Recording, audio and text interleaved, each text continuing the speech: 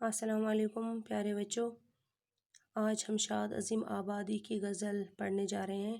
یہ 11ویں جماعت کی درسی کتاب سے لی گئی ہے۔ تو غزل نمبر 1 سے شروع کرتے ہیں۔ ڈھونڈو گے اگر ملکوں ملنے کے نہیں، نایاب ہے ہم، تعبیر ہے جس کی حسرت و غم، اے ہم نفس و خواب ہے ہم۔ غزل کے مطلع میں شاد عظیم آبادی فرماتے ہیں کہ ہم جیسے لوگ نایاب ہیں۔ نایاب سے مراد جو میسر نہ ہو، جو بالکل کم ہو۔ ڈھونڈو گے اگر ہمیں دنیا بھر میں بھی ڈھونڈو گے تو بھی ہم ملنے والے نہیں ہیں۔ ملکوں بھی ڈھونڈو گے تو بھی ہم نہیں ملیں گے، کیونکہ ہم نایاب لوگ ہیں۔ ہم وہ تھا اے ہم وطنوں، اے ہمارے دوستوں، اے ہم نفسوں، یعنی اے ہمارے دوستوں، ہم اس خواب کی تعبیر ہے، یعنی ہم وہ خواب ہے جس کی تعبیر صرف حسرت و غم ہے۔ حسرت و غم سے مراد، حسرت سے مراد پشیمانی، غم سے مراد دکھ رنج، یعنی ہم اس خواب کی طرح ہے جس کی تعبیر صرف حسرت اور غم ہے۔ اے درد بتا کچھ تو ہی بتا، اب تو یہ معمہ حل نہ ہوا، ہم سب میں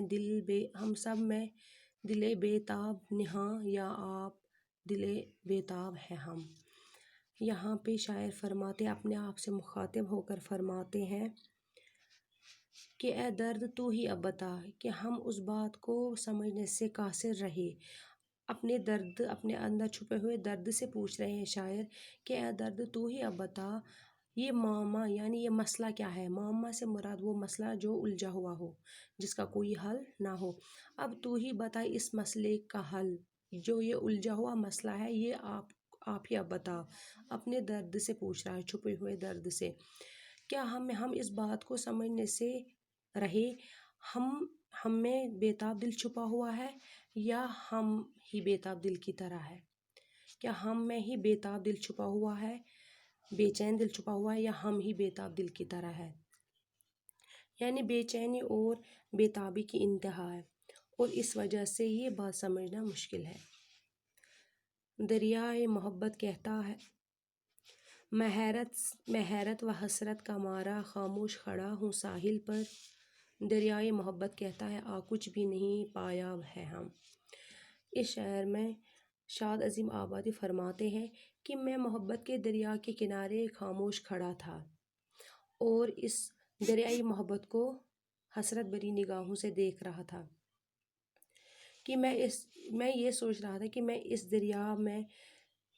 دریا میں تیرنے سے رہا، یعنی مجھ میں وہ ہمت نہیں ہے کہ میں اس دریا میں تیر سکوں، یہ میرے بس کی بات نہیں ہے، میں اس دریا کو پار کر سکوں، کیونکہ مجھ میں وہ ہمت نہیں ہے۔ لیکن پھر دریا خود آ کر مجھ سے بولا اور مجھے بلایا کہ آؤ، آپ کھڑے کیوں ہو، گھبراؤ نہیں، مجھ میں اتنا پانی نہیں ہے۔ یعنی یہاں پایاب سے مراد بالکل کم ہونا، یعنی مجھ میں بھی اتنا زیادہ پانی نہیں ہے کہ آپ پیدل تیر نہ سکو۔ اور چونکہ جو میرا گمان تھا، چونکہ جو میرا شک تھا وہ غلط نکلا، میں سمجھ رہا تھا یہ دریا بہت گہرا ہے جس کو تیرنا میرے لیے ممکن نہیں ہے، لیکن دریا نے خود اپنی وجہ بتائی کہ اس میں اتنی گہرائی نہیں ہے، کیونکہ وہ بھی دریا بھی گہرا نہیں تھا، میرا شک جو تھا وہ بالکل غلط نکلا۔ اس کی تشریح اس کا محاصل ہم یہ بھی نکال سکتے ہیں کہ جس محبوب کے ساتھ وعدہ کرنے سے شاعر ڈرتا تھا کہ کہیں میں وعدہ تلفی نہ کروں، کہیں مجھ سے وعدہ نہ نبھایا جائے، اس لیے، لیکن جو میرا شک تھا کہ میں وعدہ نبھانے کے قابل نہیں ہوں، لیکن جو میرا محبوب ہے اس کی محبت میں بھی اتنی گہرائی نہیں تھی، جس چیز سے میں ڈرتا تھا کہ میں اس کو نبھاؤں کیسے، لیکن وہاں پہ بھی نبھانے کی کوئی وجہ نہیں تھی، وہاں پہ بھی محبت میں کوئی گہرائی نہیں تھی۔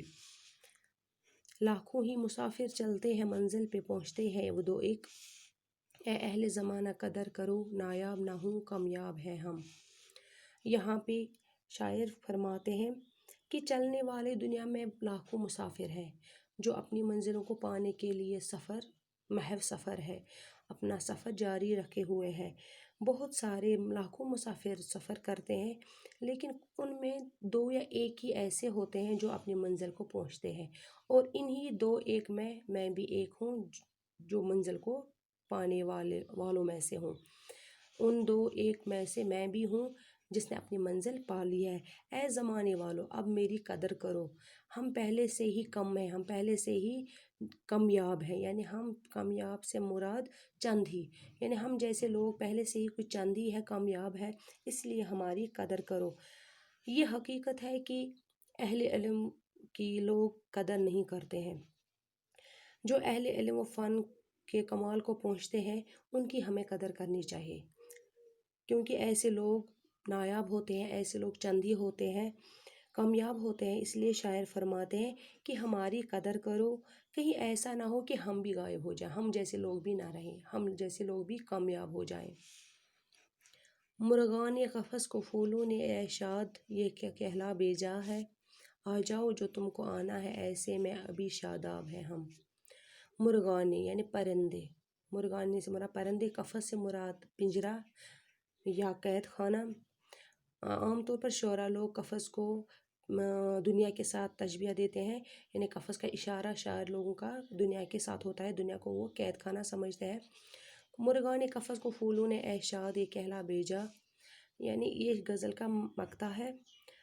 یہاں پہ پھولوں نے جو پنجرے میں بند پرندے ہیں، قید میں بند پرندے ہیں، ان کو پھولوں نے یہ پیغام بھیجا کہ اگر تمہیں آنا ہے تو ابھی بھی ہم تمہارے لیے شاداب ہے، ابھی بھی تمہارے لیے ہم بالکل تر و تازہ ہے اور کھلے ہوئے ہیں۔ قید میں محصور مجبوروں کو ان کے پیارے بلا رہے ہیں اور ان کے انتظار میں بیٹھے ہیں۔ اب وہ کہتے ہیں کہ اب اگر وہ اب نہ آئے تو کیا وہ مرنے کے بعد آ جائیں گے، یعنی ابھی بھی انہیں بلا رہے ہیں اپنے خیر اندیشی رکھنے والے، ان کے خیر خواہ، تو وہ ان کو ابھی بھی بلا رہے ہیں کہ ہم آپ کے لیے ابھی بھی آپ کے انتظار میں ہیں، ابھی آ جاؤ، اب نہ آؤ گے تو مرنے کے بعد کیا آ جاؤ گے۔ تو یہ ہماری غزل نمبر 1 یہاں پہ ختم ہو رہی ہے، تو انشاءاللہ دوسری ویڈیو میں دوسری غزل کے ساتھ پھر آپ کے سامنے حاضر ہوں گے، تب تک کے لیے فی امان اللہ۔